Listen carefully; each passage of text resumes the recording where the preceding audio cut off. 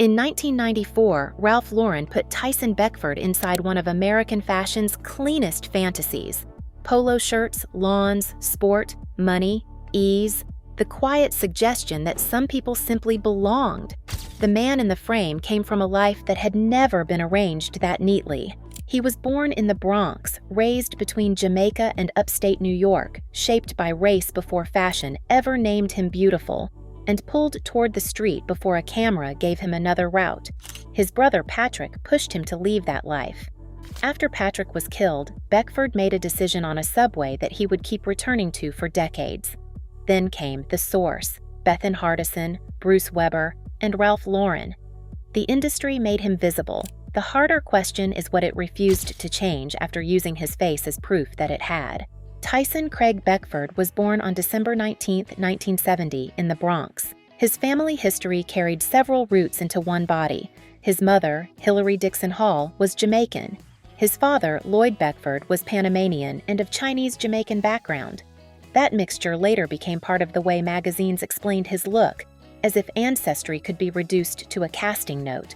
As a child, it came with confusion, teasing, and the early knowledge that people could study your face before they knew anything about you. His mother took the family back to Jamaica when he was still young. They lived there for part of his childhood before moving again, this time to the Rochester area in upstate New York. The move gave him a different setting from the Bronx: suburban schools, outdoor sports, motocross, skiing, skateboarding, space. It also put him in rooms where he often felt set apart.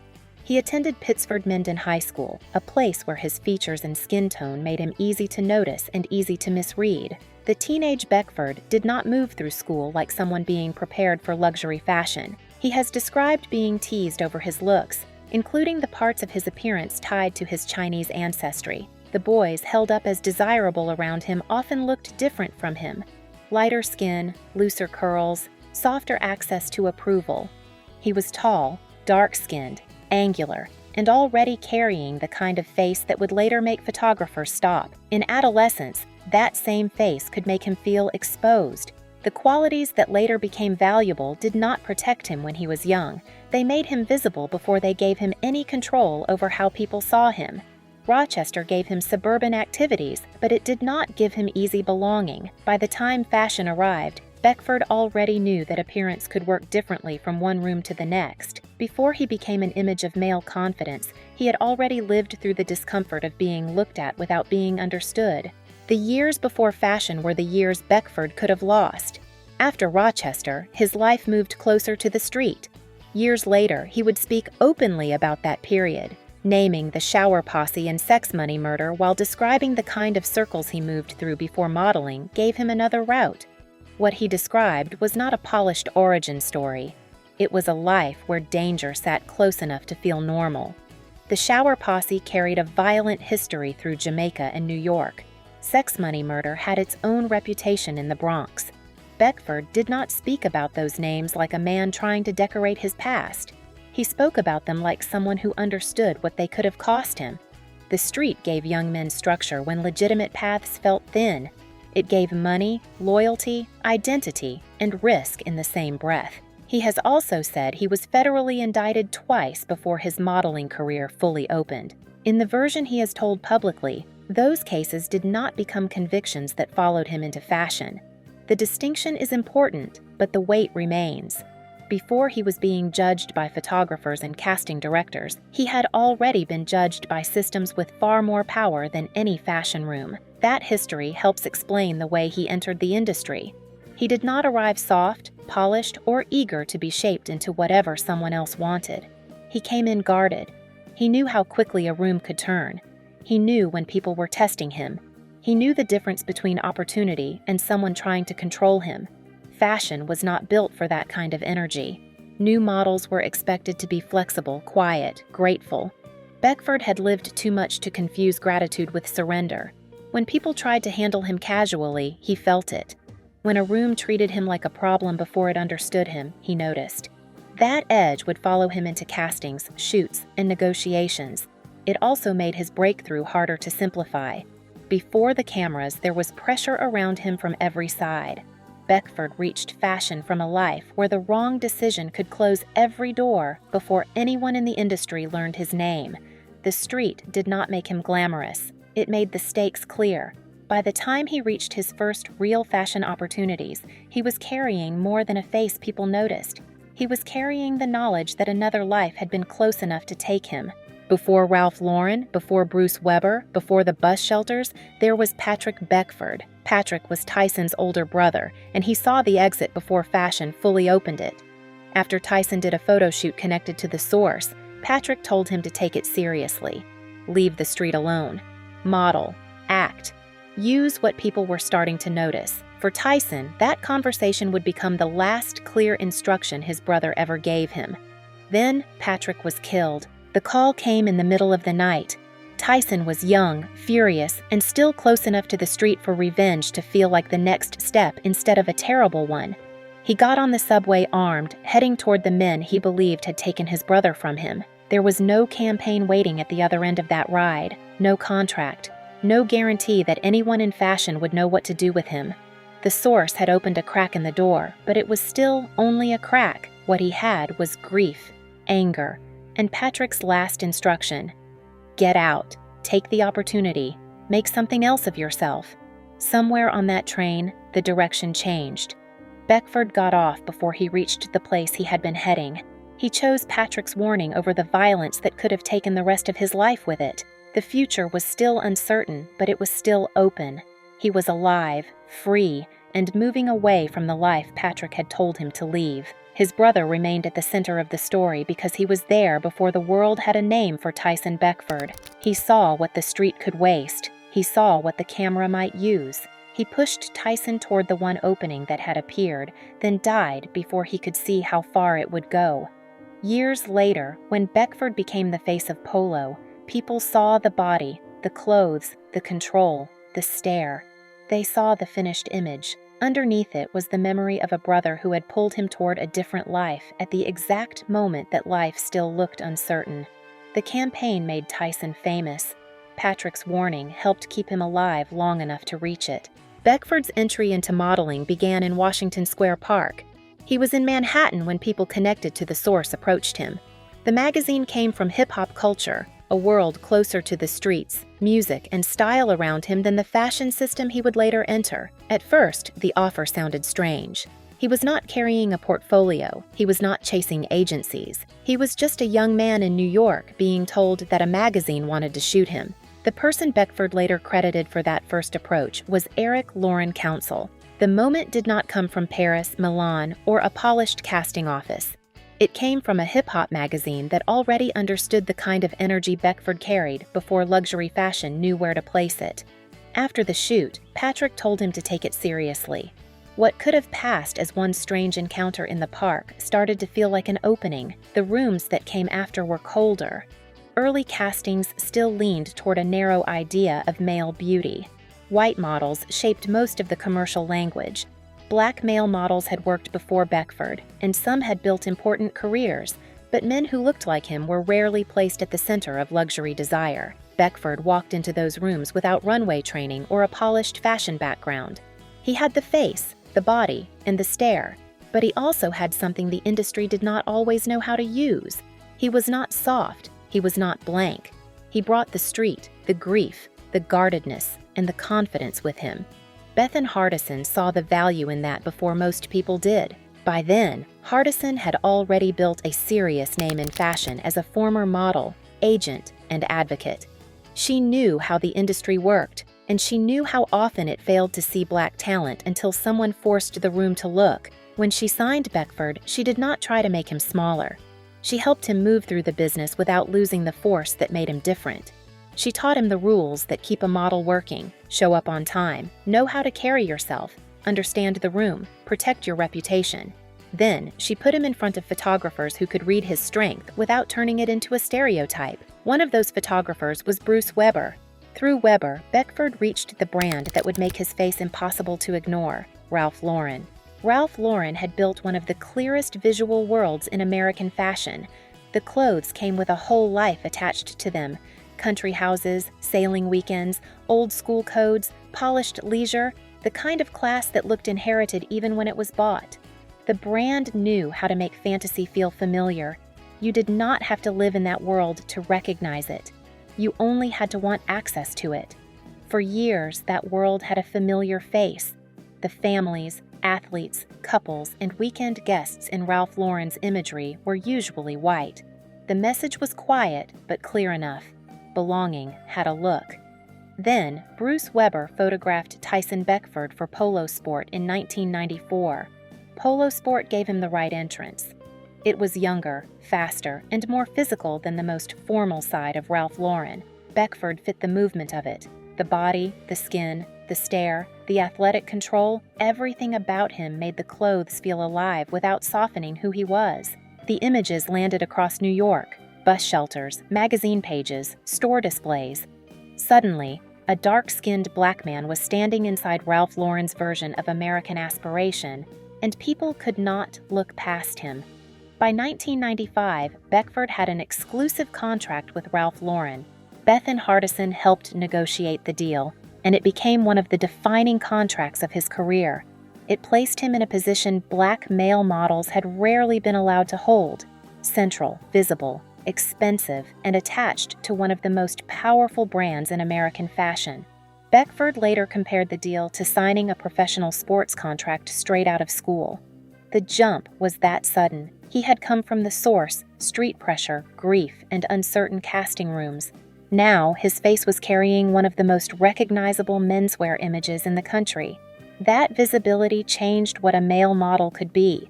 He was no longer a nameless body in a campaign. He became Tyson Beckford. People knew the face. People knew the name. People who did not follow fashion still recognized him. The power of the campaign came from the world it placed him inside. Ralph Lauren sold ease, belonging, money, and control. Beckford brought something sharper to that fantasy. He made it feel less sealed off, less inherited, less protected from the world outside it. And yet the real world did not change as quickly as the image did. The advertisement could place him inside the dream. It could not protect him from the assumptions that followed black men outside the frame. That tension stayed with the campaign, and it stayed with Beckford long after Polo made him famous. By the middle of the 1990s, Tyson Beckford had moved beyond the role fashion first gave him. Ralph Lauren made him famous, but the fame did not stay inside one campaign. Editors, photographers, television producers, and music video directors started treating him like someone the public already understood. He was still a model, but he was moving through culture with a different kind of recognition. In 1995, VH1 named him Male Model of the Year. That same year, People placed him on its 50 Most Beautiful People list. Those honors put him in a public space male models rarely reached. The women of the supermodel era already had names that carried outside fashion: Naomi, Cindy, Linda, Christy. People knew them without needing the last name. Male models usually stayed quieter in the culture, attached to an ad or a season. Beckford started to break that pattern. Magazines followed the shift. GQ, Vogue, Essence, Vogue Hommes, British GQ, and other outlets covered him as a figure with a point of view, not just a face hired to sell clothes. He gave interviews. He appeared in editorials. He became someone fashion could talk about, not only someone fashion could photograph. His work also widened across brands and styles. He appeared in fashion spaces connected to Gucci, Tommy Hilfiger, and Calvin Klein. Each one asked something different from him. Clean American sportswear had made him famous, but he could also carry sharper, more sensual, more urban images. That range helped keep him from being trapped inside one version of male beauty. Then he crossed into pop culture. He appeared in Britney Spears' Toxic, one of the most recognizable music videos of the 2000s. He appeared in 50 Cent's 21 Questions, reaching an audience shaped by hip-hop rather than runway coverage. He took film roles in Zoolander and Biker Boys. Later, he hosted Make Me a Supermodel, where his experience became part of the format. Contestants were trying to enter a world he had already survived. That kind of crossover gave his career a shape most male models never reached. The industry could replace a body from season to season. It had a harder time replacing a man the audience remembered. Beckford had become a name, a reference point, and a standard younger models would be measured against. Years later, Vogue placed him in a feature on the male models who shaped fashion history. Online, that honor is sometimes simplified into a clean, greatest male model claim. The more accurate version still gives him his due. Vogue placed Beckford among the defining men in modeling, and his career had already made the case. The height of his fame also created pressure.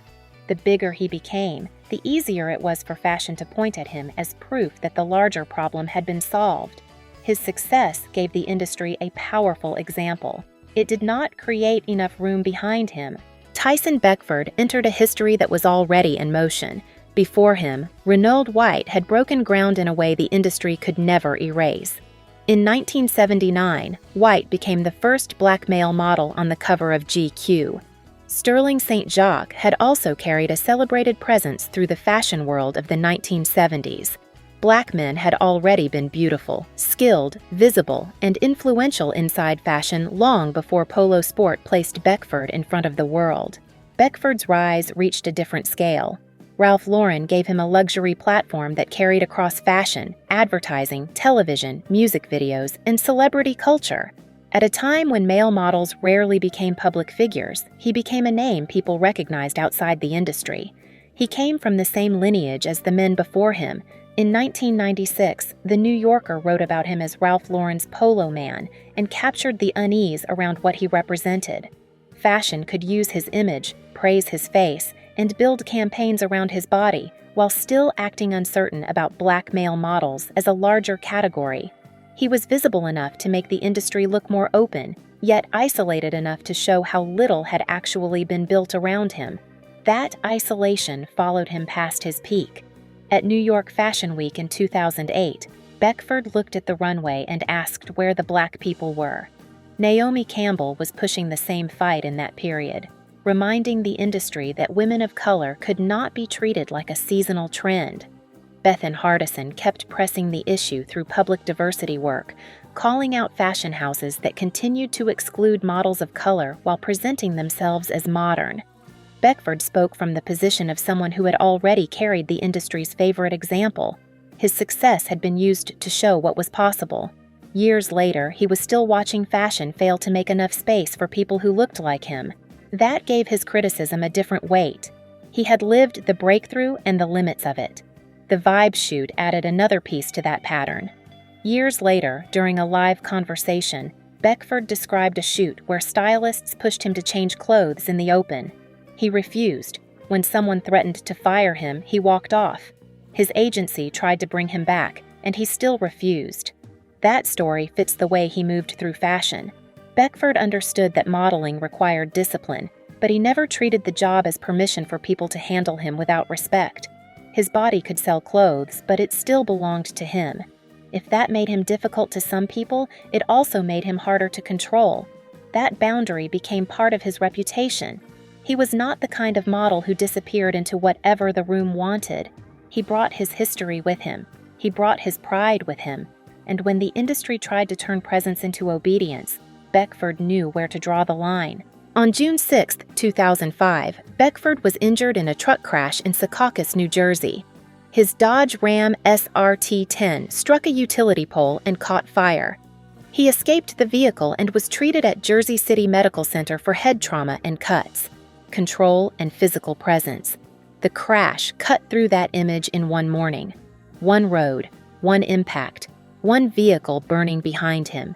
Beckford survived, but the accident gave his life another point where the body at the center of his fame became vulnerable. He later spoke about the crash as something that affected him spiritually. That part makes sense because his career had always depended on the body, the face, the build, the posture, the way he filled a frame. After the crash, that body was no longer only a symbol of confidence. It was also proof of how quickly everything could be interrupted. The years that followed did not have the same clean momentum as the polo era. Beckford kept working, but the spotlight moved differently. He appeared in television, film, fashion events, and reality shows. He joined I'm a Celebrity, Get Me Out of Here, took acting work, and stayed present in fashion spaces without the same constant campaign saturation that had defined his peak. That later phase was not a disappearance. It was a different kind of career. He was no longer the new face being introduced to the world. He was the man younger models recognized as a standard. He also kept speaking about race in fashion. His criticism had force because he had lived both sides of the breakthrough, the visibility and the limits that followed.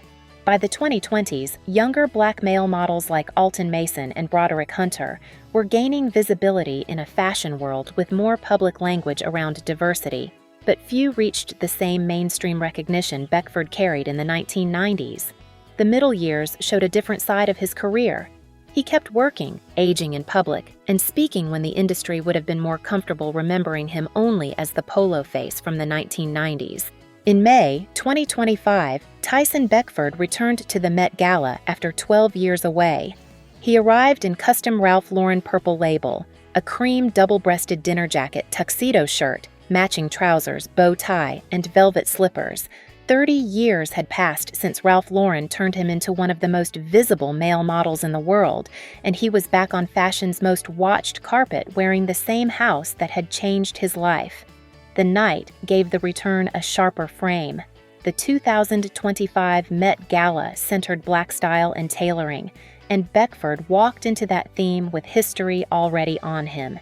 He was not borrowing the language of legacy for the evening. He had lived it. The clothes were clean. The meaning underneath them was older. 8 months later, Ralph Lauren brought him back again. In January 2026, the brand returned to Milan menswear with a fall 2026 show at Palazzo Ralph Lauren. Moving between rugged American sportswear and formal tailoring, the room had the full Ralph Lauren world around it. The villa, the front row, the polished atmosphere, the sense that every object had been placed to make the brand feel like a life someone could enter. Then Beckford came out for the final look. He was 55 years old, walking for the brand that had made him famous when he was still in his 20s. The styling carried several Ralph Lauren codes at once: tuxedo, coat, hat, boots, elegance mixed with rougher American references. It looked like the house speaking in its own language, then choosing Beckford as the final sentence. That closing walk carried more than nostalgia. Ralph Lauren could have ended the show with a younger model, a newer face, or someone with no history inside the brand. Instead, it ended with the man whose 1994 Polo Sport campaign had already become part of the company's memory. The return did not wipe away the years when Beckford questioned the industry. It made those years harder to ignore. He had spent decades speaking about the limits of representation, watching fashion celebrate isolated breakthroughs while moving slowly on deeper change. Now, he was back inside one of the brands most closely tied to his rise, not as a memory, but as a working presence. At 55, he did not look like someone being brought out for a courtesy appearance. He looked like someone the brand still needed in order to tell its own story properly. That is what gave the Milan walk its weight. Beckford had survived the street years he later spoke about: Patrick's murder, the pressure of becoming a symbol, the New Jersey crash, the quiet middle years, and the industry's habit of moving on before finishing what it started. When he stepped onto that runway again, all of that came with him. Ralph Lauren called, Beckford walked. 30 years after Polo made him famous, the image still had unfinished business. Tyson Beckford's career can be reduced to clean facts: Bronx-born, Jamaican and Panamanian roots, discovered through the source, guided by Bethan Hardison, photographed by Bruce Weber, signed by Ralph Lauren, honored by VH1 and People, placed by Vogue among the major male models in fashion history, brought back by Ralph Lauren 3 decades later. Those facts leave out the pressure underneath them. His face made him visible before it made him valuable. He moved through street life close enough to speak about its legal dangers years later. He lost Patrick, the brother who pushed him toward modeling, then chose against revenge in the moment that could have ended the story before it began. He entered fashion through hip-hop culture, not the old runway pipeline. He needed Bethan Hardison because the industry had no place ready for him. Ralph Lauren gave him the frame that made him known worldwide. The campaign placed black male beauty inside an American fantasy that had rarely made room for it. The images carried access, contradiction, and proof that the old visual rules could bend. But the bend did not become a break. The runway remained uneven. Campaigns remained selective. The industry could celebrate Beckford and still leave younger black models fighting for space. His later criticism came from inside the same history as his success. He stands in a lineage with Reynold White, Sterling St. Jacques, and the black models who built paths before the industry learned how to honor them properly. He also stands before the men who came after him, carrying a level of recognition few male models of any race ever reached. The final Ralph Lauren walk in Milan gives the story a strong image, but it does not close the argument. It shows a man still present in the house that made him famous, still walking with the weight of what came before. Tyson Beckford became the face of a fantasy. His life kept showing where that fantasy ended,